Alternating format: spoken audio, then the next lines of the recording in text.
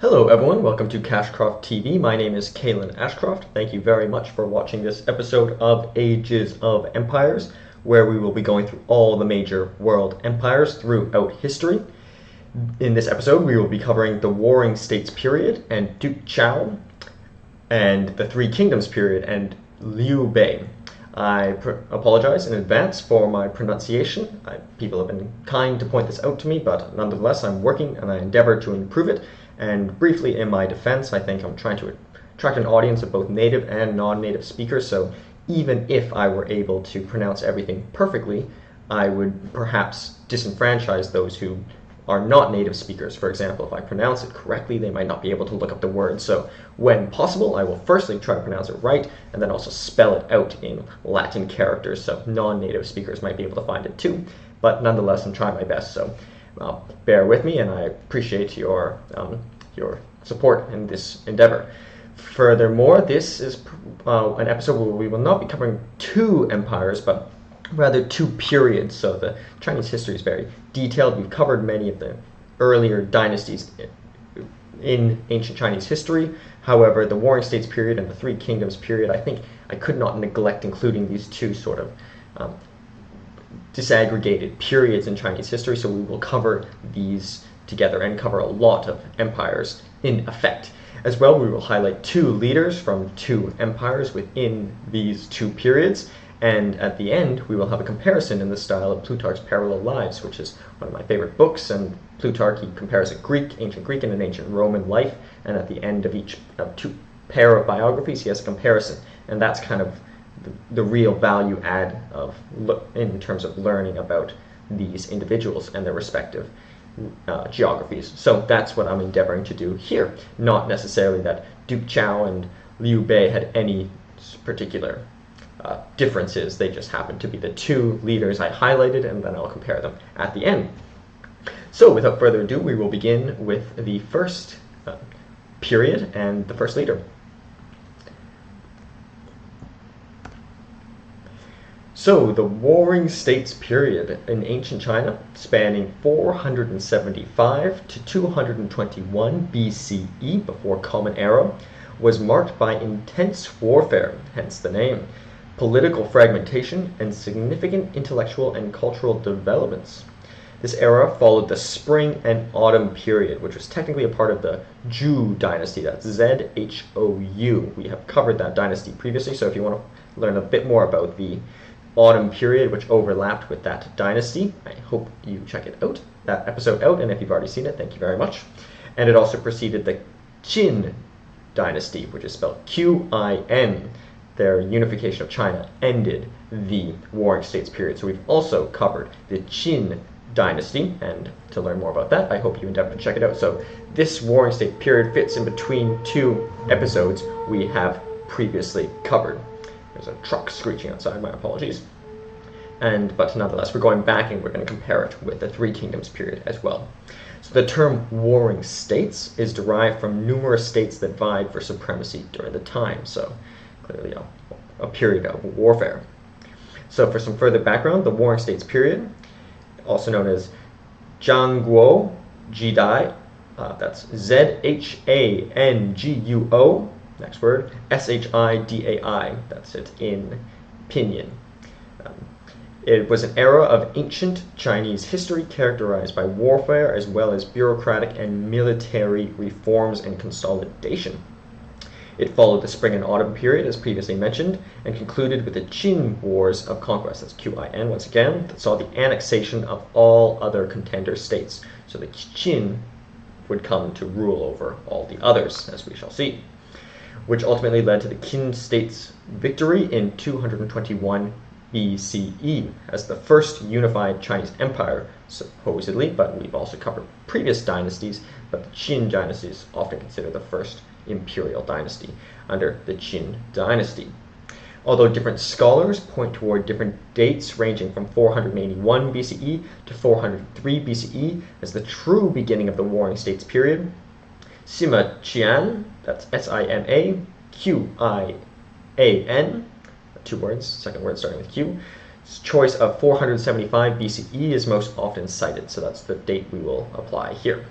The Warring States era also overlaps with the second half of the Eastern Zhou period, that's ZHOU in pinyin, though the Chinese sovereign at that time was ruled merely as a figurehead. So there was a little bit of overlap with that dynasty, which we've also covered. Furthermore, the Warring States period derives its name from the record of the Warring States work compiled by the early Han Dynasty. So this title was retroactively applied when they were living it. They were not like, oh, we're living in the Warring States period. That was retroactively applied. So starting with the decline of the Zhou dynasty, that's once again ZHOU, a dynasty we have covered. The Warring States period began with the Zhou dynasty's authority when their authority declined. The Zhou kings became symbolic figureheads, and regional states gained autonomy, leading to increased competition and conflicts. So sort of fragmentation of the Zhou dynasty led to the Warring States period. It's hard to imagine if this could ever happen to China today. I think very unlikely. It's very unified today, as it was in many previous dynasties. As for philosophical debates during this time, this period witnessed the emergence of various philosophical schools, each offering solutions to the political and social challenges of the time. Confucianism, Taoism, legalism, and Moism were among the influential schools that sought to provide guidance for rulers and governance. So it's nice that even though maybe one might not agree with these philosophies, a lot of people particularly disagree with legalism, which sort of leads often to authoritarianism, as in like the Roman state, for example, by some documenters. But Confucianism, Confuzi, and Taoism are often considered positively. But nonetheless, I think it's nice that at least in many ways, many of these leaders did have a certain philosophy, and they weren't sort of just making up their own philosophies for the large part. I also have episodes on Confucianism or Confuzi and Taoism in the History of Leaders of Thought series previously, and I hope you check that out, and if you have, thank you very much. As for the major states during this Warring States period, so starting with Qi, which is QI, was a powerful state in the eastern part of China. It played a key role in the Warring States period, but eventually declined in influence. So Qi, not to be confused with Qin, which is QI versus QIN. So Qi was quite small, or Qi was quite small and ultimately got defeated, as we can see on the map, as we'll discuss later. It's sort of nestled in there, whereas Qin, QIN, would eventually be the one to lead. So important not to confuse the two. Next is the Chu. CHU was a dominant state in the southern part of China. It engaged in both internal consolidation and external expansion, becoming a formidable force. So you can see on the map, it's one of the largest next to Jin. As for Wei, Zhao, Han, and Yan, these states, along with Qi and Chu, were known as the Seven Warring States, excluding Qin, and were the most influential during the mid-Warring States period, where each state sought to expand its territory and influence. As for the Qin, which is not considered one of the seven warring states, Qin, located in the western part of China, emerged as a rising power under the leadership of Duke Zhao, who we will cover in a specific biography, and later Duke Huiwen, Huiwen, and Duke Zhao is Duke in English, and Zhao, Xiao. Zhao is pronounced, I believe. Qin implemented, that's the dynasty once again, and would later become the ruling dynasty, implemented military reforms and adopted legalist principles, setting the stage for the ultimate victory and unification of China. So were these legalist principles what caused it to be the leader? Well, it at least consolidated power within the state. A legalist society, as hypothesized by Montesquieu in Germany, for example, he said that the more laws one has, the more ripe it is for authoritarianism. That's, Alexis de Tocqueville in The Old Regime and the French Revolution, or the French Revolution and the Old Regime. As for military developments during this Warring States period, the use of iron became prominent. The Warring States period saw advancements in metallurgy, particularly the widespread use of iron. weapons and tools. So very significant developments. So think of a technological renaissance almost certainly. This technological innovation had a profound impact on warfare, as one might guess. So maybe fighting with rocks, sticks, stones, etc., and maybe even bows, but once someone shows up with a sword, it's a really different dynamic, and therefore maybe the reason there was all the decline of the Zhao dynasty, Zhao, was the cause, or the Zhou dynasty, pardon me, was because that is, yes, the Zhou dynasty, Zhou, which was the previous dynasty, not to be confused, pardon me, with Zhao, which is one of the 7 warring states, but nonetheless maybe part of the decline of Zhou was because of this new metallurgy. These states became autonomous because they were able to have swords and really defend themselves in a new way. That's a hypothesis I'm presenting. As for also during this period, the formation of professional armies also established. States began to maintain standing armies, shifting away from the reliance on conscription, so they would have a full-time army always ready. This led to the development of professional military forces with specialized units, so very militarized period. As for military strategists, also became prominent during this time. Military strategists such as Sun Tzu, the author of The Art of War, very famous, emerged during this period.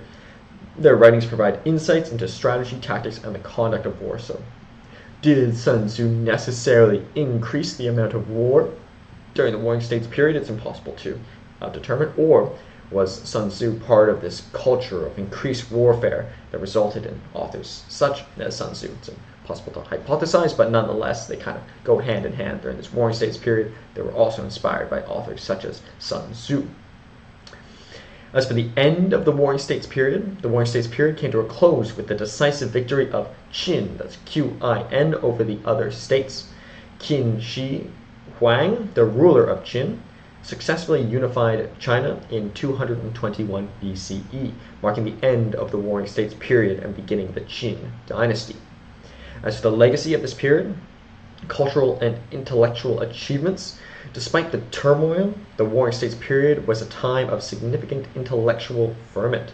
The various philosophical schools, as mentioned, that emerged during this time continued and continue today, even though it's less prominent today. But for example, Confucianism is still somewhat, to some extent, practiced around the world, and Taoism as well, continued to shape Chinese thought for a century.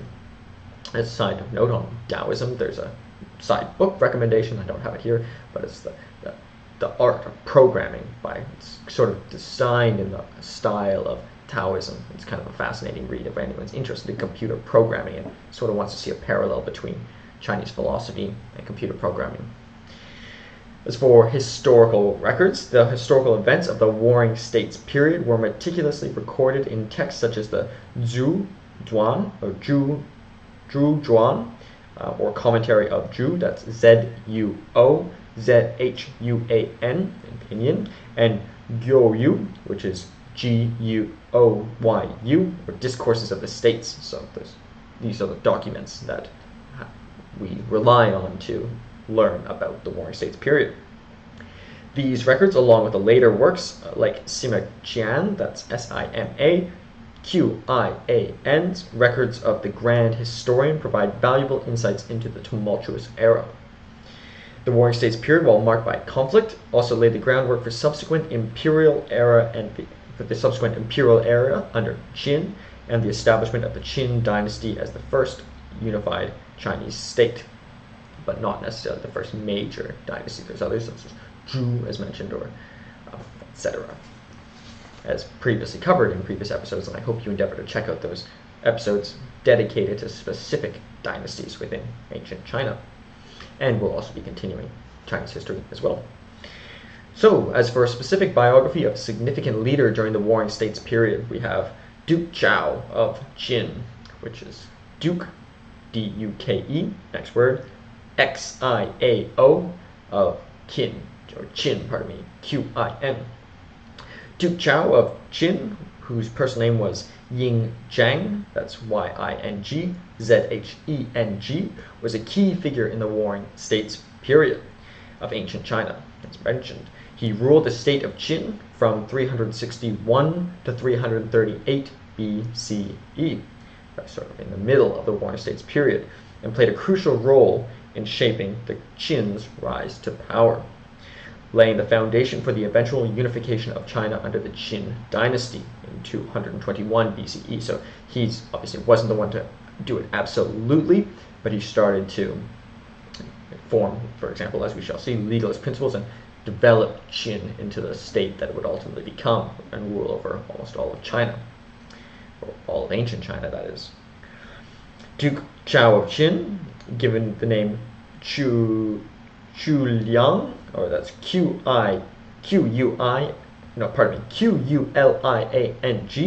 was the ruler of the Qin state, once again, from 361 to 338 BCE, during the Warring States period, as previously mentioned.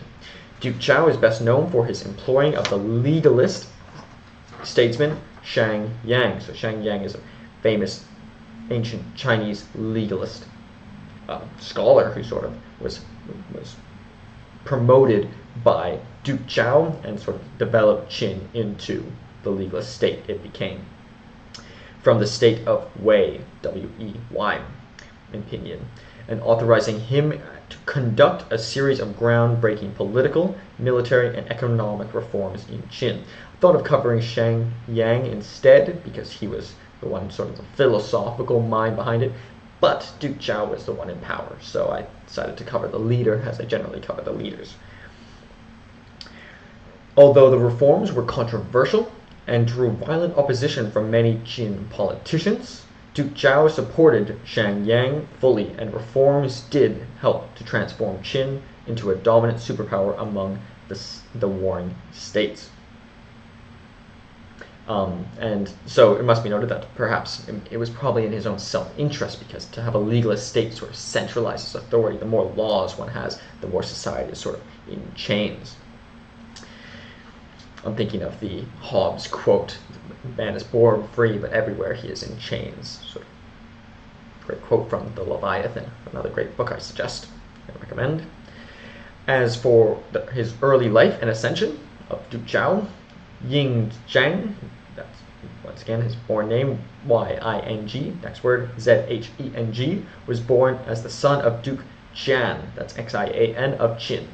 His mother was Queen Dowager Chuan, that's D-O-W-A-G-E-R X-U-A-N, and his birth name was Yingji, which is Y-I-N-G-J-I. He ascended to the throne of Qin in 361 BCE, succeeding his father, Duke Jian. So coming from the noblest family. His father was the duke, and he became the duke. As for domestic policies, Duke Xiao implemented a series of domestic reforms aimed at strengthening the internal governance and military capabilities of the state of Qin, so really centralizing power through his philosophical mind, such as Shang Yang. And still, even all subsequent dynasties and even modern China today has tended towards centralization. But as many philosophers note, for example, Rousseau, the bigger the state, the more centralized the power might need to be. That's a hypothesis from the social contract, or of the social contract. As for some of his domestic policies, Duke Xiao implemented a series of domestic reforms aimed at strengthening the internal governance and military capabilities of the state of Qin.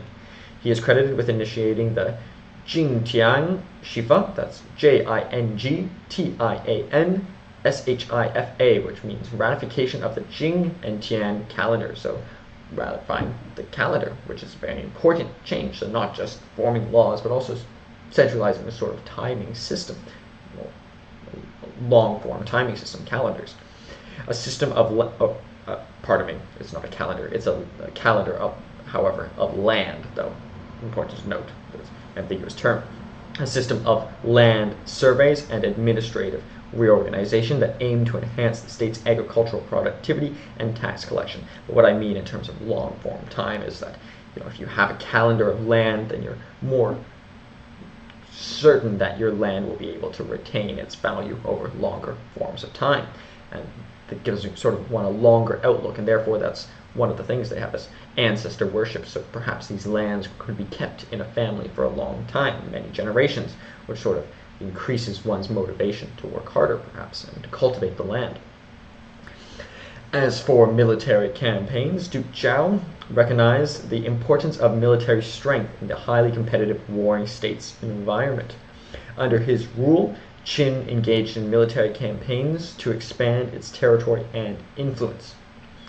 One of the notable military commanders during Duke Xiao's reign was Bei Qi, that's Baiqi, who achieved significant victories against rival states. So, not only in terms of changing internal policies, he was also quite involved in terms of the warring state dynamic as well, and through his successful general, Bai Qi, he achieved many victories.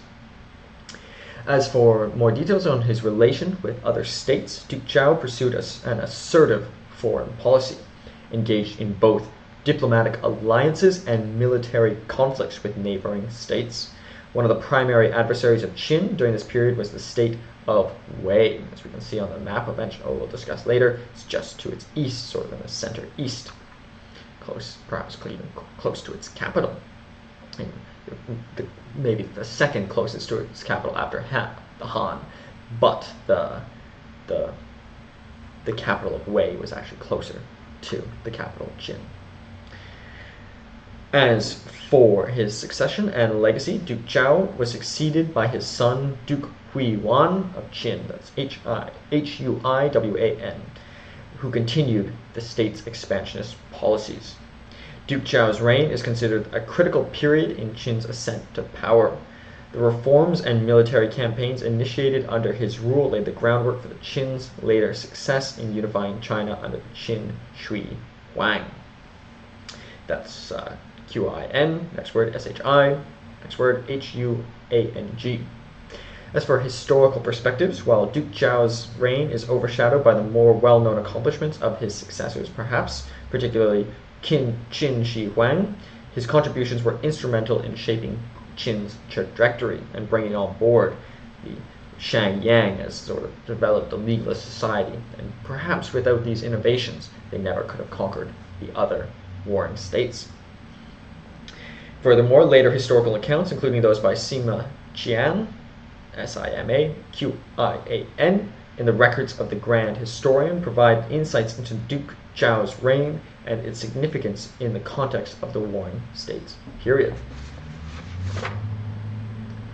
Duke Xiao's leadership reforms and military strategies set the stage for Qin's emergence as a formidable state, and ultimately the successful state, successful in terms of conquering, and his reign played a crucial role in the larger historical narrative leading to the unification of China under the Qin dynasty. Something that I think might be somewhat different about Qin relative to some of these neighboring states I'm hypothesizing now is that it started more inland than many of the other warring states. Many of the other previous dynasties that we've had to mention had to focus much on irrigation, but also floodgates. There was a lot of flooding, so maybe they were less susceptible to some of those that were maybe closer to the Yellow Sea. Hypothesis I present. So, to discuss the content of the slide before moving to the Three Kingdoms period. So, title, Warring States period and Duke Xiao. It followed the spring and autumn period and concluded with the Qin Wars of Conquest. And it comes from the record of warring states work from the Han Dynasty. So that's the record we have of it. And we've also covered the Han Dynasty, the most significant. As for significant leader, we have Duke Xiao. Empire we call warring states, or empires, perhaps. Period, circa 475 to 221 BCE. So as noted, there are differing dates, dispute regarding the start date. The modern location, China. Million square kilometers, 2.0 million square million square kilometers, 2.0 million square miles, 0.7%.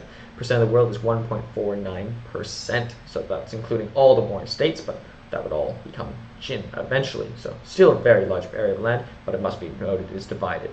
But relative to many of the larger empires we covered, so we consider about 1 million square kilometers thus far has been considered one of the larger empires, like for example, Athens and Sparta were far, not even close to that number. So this would be double some of the largest empires we've had. But out those such as the Roman or Babylonian, some were even larger. But 1.49% of the world, excluding Antarctica, but not, it must be noted that this was a very developed part of the world at the time, relatively speaking. Capital cities, we have Xianyang was the capital of Jin. For the spelling, that's Xianyang. We have Linji, the capital of Ji. Linzi. Ying, Chen, and Shuochun were the capitals of Tsu, that's Chu, that's Yingchen, and Shouchun. We also have Xi, which was in modern day Beijing, was the capital of Yan. So it's important to note that now the capital of China is Beijing, but Yan at the time was not the winning warring state. So government was kingdoms. They functioned like kingdoms because they're hereditary, but for example, Duke Xiao was called a duke because just naming convention or the translation. Common languages, we have ancient Chinese dialects, so they did have somewhat differing dialects, but mostly, from my understanding, they could communicate with each other. They were mutually intelligible, I believe is the word. As for religion, we have Confucianism, Taoism, legalism, Moism, Yin-Yang school, ancestor worship, and shamanism. Population was likely in the tens of millions, so much smaller than modern day China today. However, still quite large compared to previous empires. We must note that agriculture was still certainly they had agriculture, but it was still developing. Like agriculture improved much over time. And as mentioned, some of the previous dynasties, irrigation, the modern irrigation in China is very formidable, but during these times they had to develop these to, for example, feed their rice fields. In terms of the images, the top left, this is supposedly an image of Duke Xiao. I cannot confirm it, but I could not find I found very few images, so I hope that is him. If not, my apologies, but I was able to find images of his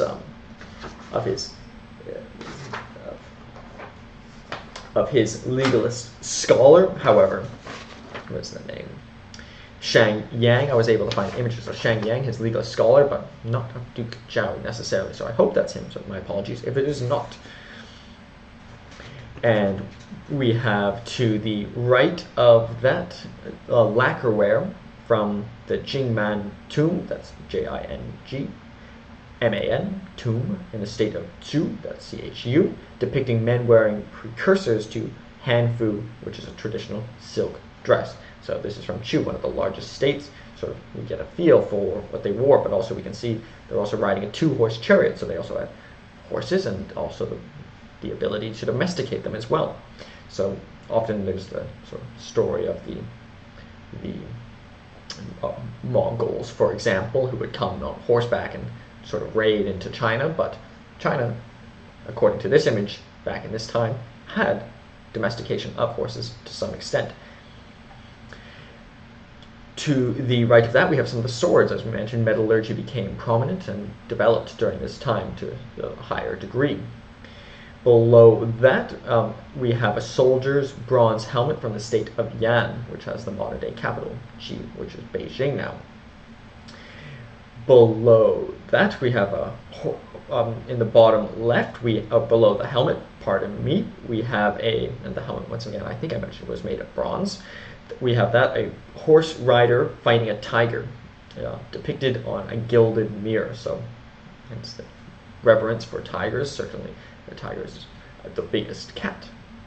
Not easy to fight, but to the right of that, we have different ways of writing warring states in seal script in the top, traditional characters in the middle, and simplified characters in the bottom, in Chinese characters. So, to my understanding, Mandarin often uses simplified characters today, but Cantonese still uses traditional characters. So if you're writing in Cantonese, refer to the middle, and if you're referring to Mandarin, often use the bottom. But in Mandarin, you can still write Mandarin, for example, in simplified characters. And to the right of that, it's hard to image, but I think it's important to note, is that it's a painting on silk depicting a man riding a dragon in the Ji Danku tomb. That's Danku tomb, number 1, produced in the 5th to the 3rd century BCE. So this is one of the earliest references to a dragon, which is often connected with China, but it's also been connected to, for example, Romania or Eastern Europe. So, but it's fascinating, the reverence for the dragon, which I think has a certain connection to the snake, certain connection to, for example, Genesis, the snake. Convinces Eve to take the apple. I think there's a certain connection there, and I am very fascinated in mythology. And in the top right, the map we've been referring to quite a few times, we have all the 7 warring states, and Han as well, and Qin as well. And yes, here they are. As we can see, Qin is the largest, Chu is probably the second largest, if not even maybe larger for our time. We have Wei, Qi, Yan, Zhao, and Han right there in the middle. And Qin's major rival was Wei. And this is the Warring States period on the map at 260 BCE. So that is the Warring States period and Duke Zhao. We'll now move to the Three Kingdoms period and discuss Duke Zhao a bit more in a comparison with Liu Bei. So the Three Kingdoms period came much later, and it was a period of ancient China that refers to the time of political disunity and military conflict that lasted from 220 to 280 CE, Common Era. This period followed the fall of the Han Dynasty. We have covered the Han Dynasty and hope you endeavor to check out, and if you have already, thank you very much. And witnessed the emergence of 3 major states, Wei, Shu, and Wu. That's W-E-Y, S-H-U, and W-U.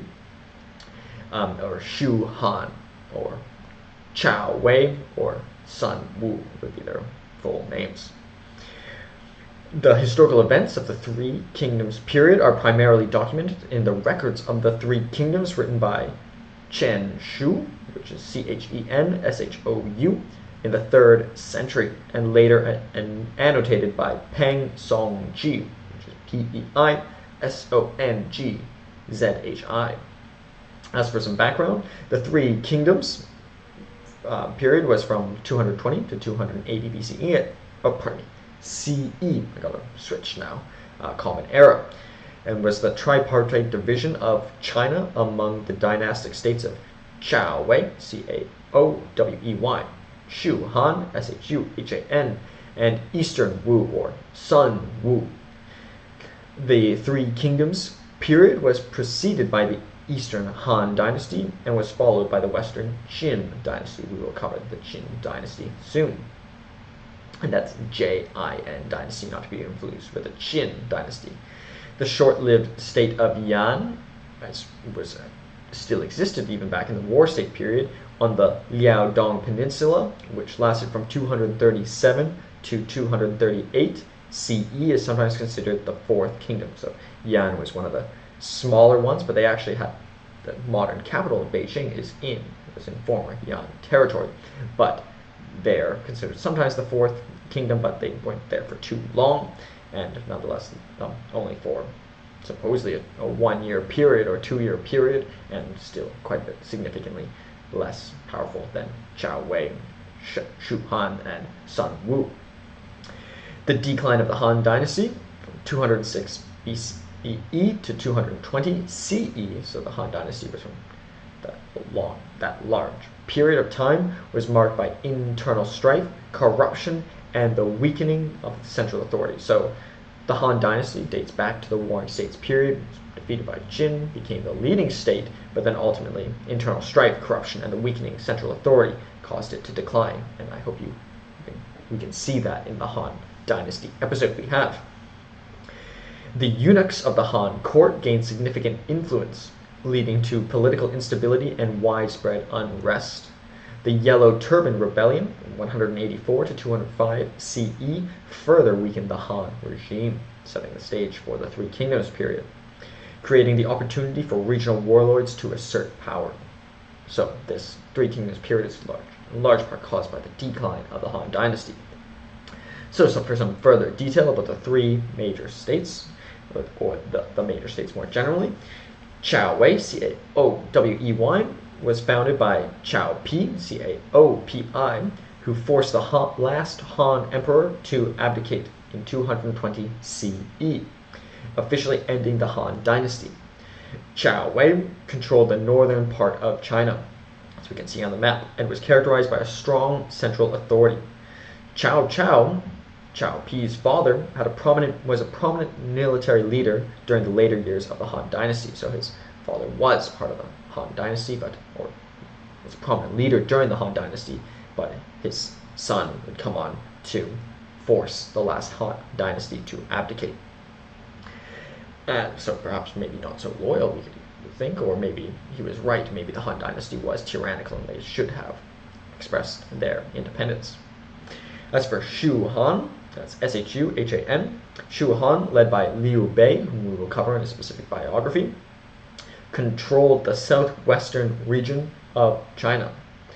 Liu Bei, a distant relative of the Han imperial family, so the descendants of the Han imperial family, was initially a subordinate of Yuan Shao, Y-U-A-N, next word S-H-A-O, but later established his own kingdom in the region of Shu.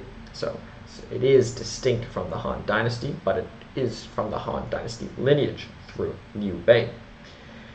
Zhuge Liang, that's Z-H-U-G-E Liang, a brilliant strategist, served as a key advisor to Liu Bei and his successor, Liu Chan.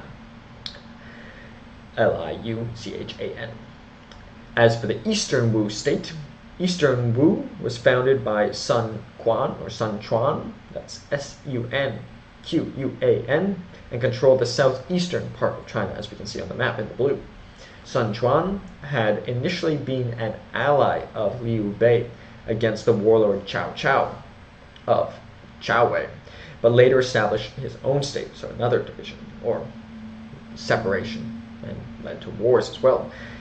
Eastern Wu was characterized by its maritime strength and engaged in both land and naval warfare, so making it unique. Supposedly, at one point, China had even the largest fleet of ships, but supposedly after the Opium War, for some reason, they dismantled their ships. We will discuss that narrative soon in a following episode. However, their navies date back, perhaps even to the Sun Wu here.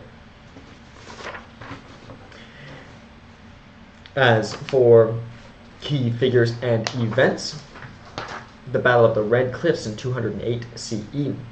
One of the most famous battles of the period, the Battle of the Red Cliffs, saw the allied forces of Liu Bei, as we will cover in a biography, and Sun Quan defeating the much larger army of Cao Cao of the Wei region, or the Wei kingdom. This battle significantly altered the balance of power in the region, so very important battle to follow, the Red Cliffs battle. As for Liu Bei's southern campaigns, Liu Bei attempted to expand his influence southward, leading to several campaigns against the regional warlord Liu Zhang, that's Liuzhang. The successful annexation of the Jing province, that's Jing, contributed to the territorial consolidation of Shu Han. As for Zhuge Liang's northern expeditions, Zhuge Liang, as previously mentioned, after Liu Bei's death, his son, Liu Chan, ascended the throne, and Zhuge Liang, as the regent, launched a series of northern expeditions against Xiao Wei, the other kingdom. Despite Zhuge Liang's strategic brilliance, these campaigns did not result in significant territorial gains for Shu Han. As for the Qin dynasty, the Three Kingdoms period officially came to an end with the establishment of the Qin dynasty, that's Jin, in 280 CE. Sima Yan, that's Simayan, the founder of the Qin dynasty, had orchestrated the overthrow of Xiao Wei, and the Qin dynasty eventually reunified China under its rule. We will call it the Qin dynasty soon, and that's Jin, not to be confused with Qin, that's Qin, which is a previous dynasty.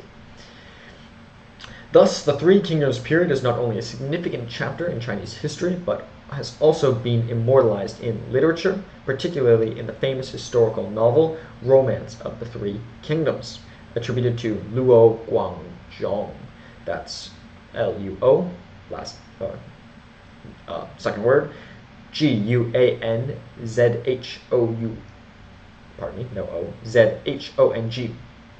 The novel, though not entirely historical, historically accurate, has played a crucial role in shaping the popular perceptions of the period of Chinese history. So that's the source one should go to.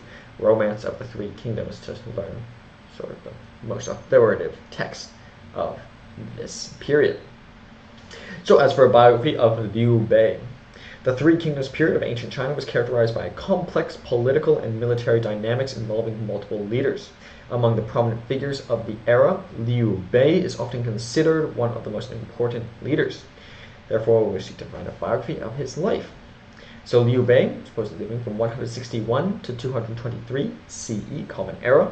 Liu Bei, with the courtesy name Xuande, that's Xuande, supposedly died in the 10th of June 223 and was born 161 CE, was a Chinese warlord and of the late Eastern Han dynasty, who later became the founding emperor of Shu Han, one of the three kingdoms of China. Although he was a distant relative of the Han imperial family, one of the three kingdoms of China, of ancient China, although he was a distant relative of the Han imperial family, Liu Bei's father died when he was a child and left his family impoverished. So a little bit nuanced there. So does have a powerful lineage, but didn't really have a rich upbringing. To help his mother, Liu Bei's father died. To help his mother, he sold shoes and straw mats, which I think it's important to think because those are kind of the foundation of one's being. Those are really things one cannot go without. It's not that he's making rings or jewelry. He's really foundations, the mats and the shoes. Sort of, we can get an image of his character, or maybe that was just the profession of his father granted upon him. But that's still, I think, something to consider about his mentality. When he reached the age of 15, his mother sent him to study under Lu Ji, that's Luzhi. In his youth, Liu Bei was known as ambitious and charismatic. He gathered a militia army to fight the Yellow Turbans when he was young. Liu Bei fought bravely in many battles and grew famous for his exploits. Later, he participated in the coalition against Dong Zhuo, that's Dongzhuo. Following this, joined his childhood friend Gong Sun Zan, that's Gongsunzan, who fought under him against Yuan Shao, that's Yuanshao.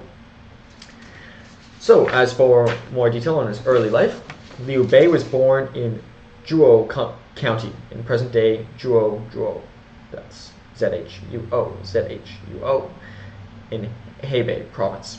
In 161 CE, he belonged to the noble Liu clan, but faced economic challenges in early life, selling shoes and mats. His family was linked to the imperial Han clan, and Liu Bei claimed descent from the Emperor Jing of Han, that's Jing of Han, although this connection was not universally accepted. Maybe it was retroactively applied or agreed upon. As for his rise to power, Liu Bei began his career in public service and initially struggled to establish a stable power base. He held various minor positions, but his ambitions for greater influence led him to form alliances with notable figures such as Guan Yu and Zhang Fei, that's Guanyu, and Zhangfei. As for his oath of the Peach Garden, important event, according to historical accounts and literary works like the Romance of Three Kingdoms, important source, Liu Bei, along with Guan Yu and Zhang Fei, swore an oath of brotherhood in the Peach Garden, pledging loyalty to one another. So some very close friends supported his rise to power. As for his service under Yuan Shuo and Gongsun Zhan, Liu Bei served under Yuan Shao and later Gongsun Zhan during the later years of the Eastern Han dynasty. However, these alliances were marked by political instability and shifting alliances. As for the establishment of Shu Han, Liu Bei's decisive moment came when he took advantage of the chaos in the Yellow Turban Rebellion and seized control of the Zhu province in 194 CE, that's Zxu province. Later, he established the state of Shu Han in the southwest, with its capital Chengdu. Liu Bei declared himself the ruler and set out to restore the Han dynasty. So maybe because it was his family, maybe it was his sort of duty, or maybe because he did not like the circumstances he was living under. Probably a bit of both. As for his alliance and rivalry with the Xiao of Xiao Wei, Liu Bei's political career was intertwined with the power struggles between the warlords Xiao and Yuan Shao. Liu Bei formed a temporary alliance with Sun Quan to resist Xiao's dominance. So sort of nuanced. Xiao was one of the leaders of Xiao Wei, so sort of nuanced, sometimes rivaling with him and sometimes allying with him. So that's an important element of a leader. I don't think it's sufficient to just be good in military. Perhaps, maybe it isn't. Maybe it is sufficient, but I think one needs to be able to make alliances and deal with rivalries. The Battle of the Red Cliffs, as previously mentioned, in 208 CE, saw the alliance of Liu Bei and Sun Quan successfully repelling Xiao's forces. A very important war. The Battle of Red Cliffs really changed the dynamics during this period. As for Zhuge Liang, that's Zhuge-Liang's contributions, Liu Bei's reliance on the brilliant strategist Zhuge Liang was instrumental in the success of Shu Han. Zhuge Liang's military and administrative skills played a role in shaping Shu's policies. As for Liu Bei's death and succession, Liu Bei died in 223 CE and was succeeded by his son Liu Chan. Zhuge Liang, his instrumental military strategist, continued to serve as regent, attempting to fulfill Liu Bei's vision for restoring the Han dynasty. So sort of maintained his lineage through this regent and the military strategist Zhuge Liang. As for his legacy, Liu Bei is often remembered as a benevolent and virtuous leader, as portrayed in historical records and popular literature. His commitment to Confucian values and his efforts to restore the Han dynasty contribute to his enduring legacy. While Liu Bei was an important leader during the Three Kingdoms period, it's crucial to note that the era involved multiple significant figures, each contributing to the intricate tapestry of events and conflicts that defined this period of Chinese history. So there's many different sources, but probably the most reliable is that mention about the romance of the Three Kingdoms. So as for the content of the slide, we have the title, Three Kingdoms Period, and Liu Bei. It preceded the Eastern Han Dynasty and was followed by the Western Qin Dynasty. It was between the establishment of Xiao Wei in the north to the conquest of the Eastern Wu by Western Qin. So those are the two defining events. Significant leader, we have Liu Bei. The empires were the Three Kingdoms period, 220 to 280 CE. Modern location, China. Million square kilometers, 1.2. Million square miles, 0.5%. of the world, 0.89%. So these three kingdoms almost controlled as much land. Well, not almost, but controlled a very significant portion of the territory. The seven kingdoms had 2.0 million square kilometers, so significantly more, but that's divided between seven kingdoms. Percent of the world, 0.89%, still very massive. One of the largest regions we've had, but nonetheless it's divided by three empires, but Qin would eventually control it all. And that's 0.89% of the world, excluding Antarctica, but also very contested regions. They've been warring since the BCEs, as mentioned in the Warring States period, for example. The capitals were Luoyang was the capital of Wei. Chengdu was the capital of Han, or Shu Han, and Jianye was the capital of Wu, Sun Wu. The government was kingdoms. Common languages were ancient Chinese dialects. So I believe they were mutually intelligible, so they could communicate with each other quite easily, with perhaps different accents, but maybe certain different dictions too. Religion was Taoism, Buddhism, Confucianism, local and ancestral worship, and yin-yang and the five elements, and folk and shaman practices. Population was between 30 to 40 million, so larger than the Warring States period, but it is more modern in time. 30 and 40 million is a lot given the time, but relative to China's population today is quite small, but still larger than many countries. So in terms of images, in the top left we have an image of Liu Bei. With to the right of that we have an image of Xiao Ji Prince, or Si of Chen, one of the princes, and was the prince of Qiao Wei, the northern of the three kingdoms, depicted in the goddess of Luo River by Gu Kaiji in the Jin dynasty, so later retroactively painting this individual by the Qin dynasty, who would come to rule over the whole region. We have, to the right of that, some of the Three Kingdoms period written in both traditional Chinese and simplified Chinese, if you're looking to write in Mandarin or Cantonese.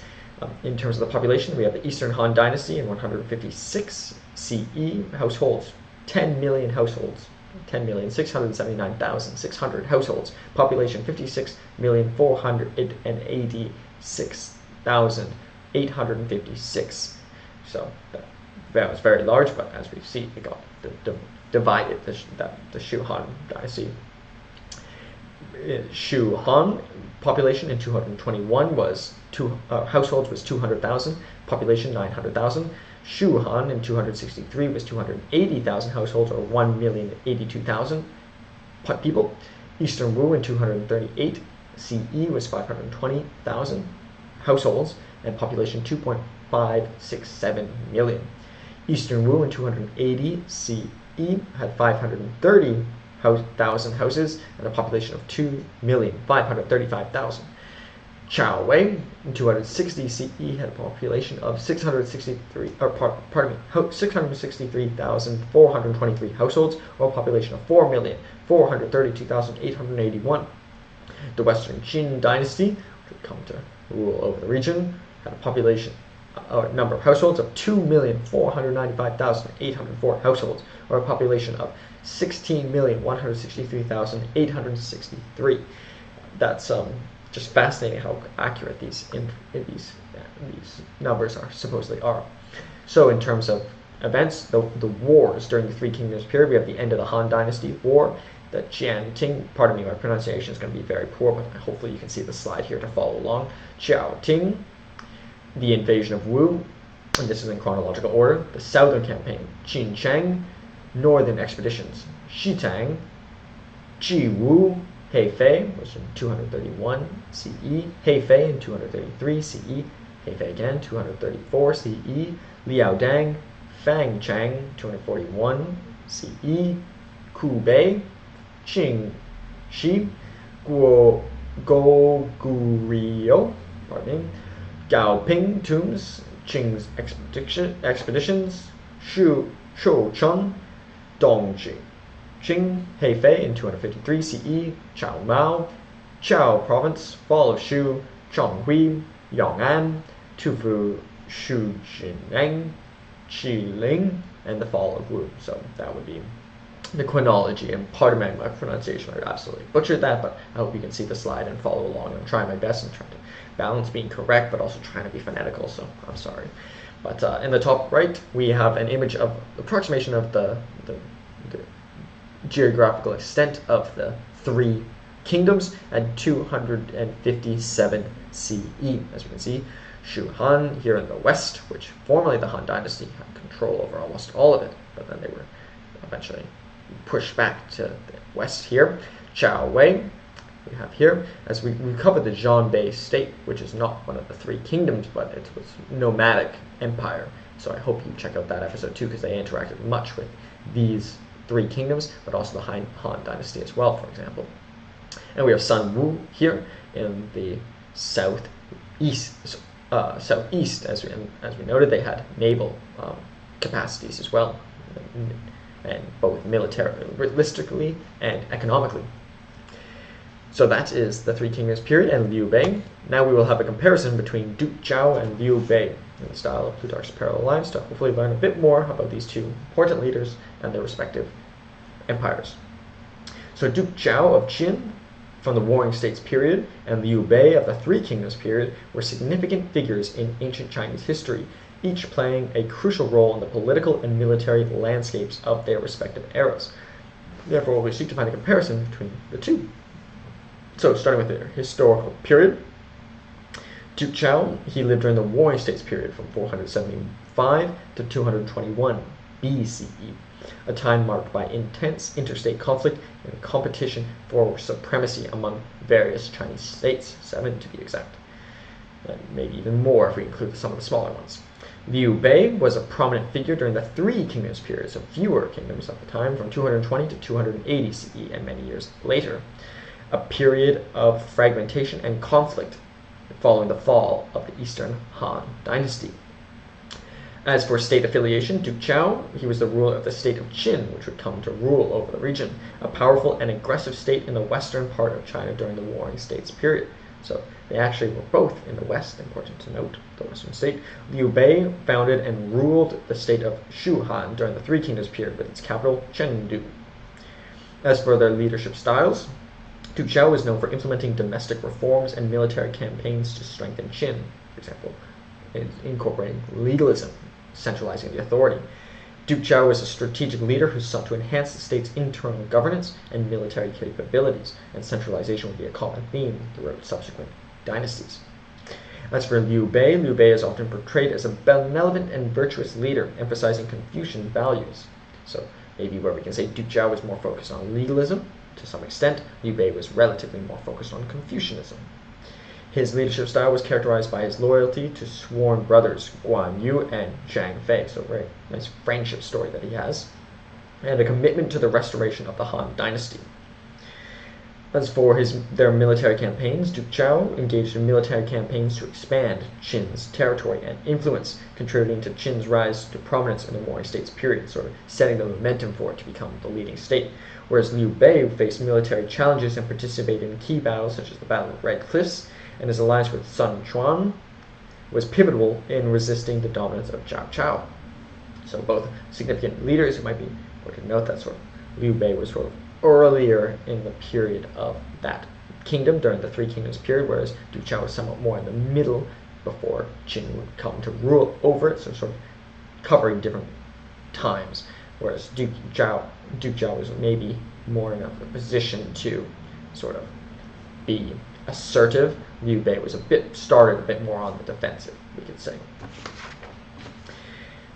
As for their domestic policies, Duke Xiao implemented domestic reforms such as the Jinqiang Shifa, a system of land surveys and administrative organization aimed at enhancing agricultural productivity and tax collection. Very important, 2 important things. Tax collection, firstly, it implies private enterprise, but also it's important for centralization, and agricultural productivity is great for in greater population at the time where numbers really did matter for warfare.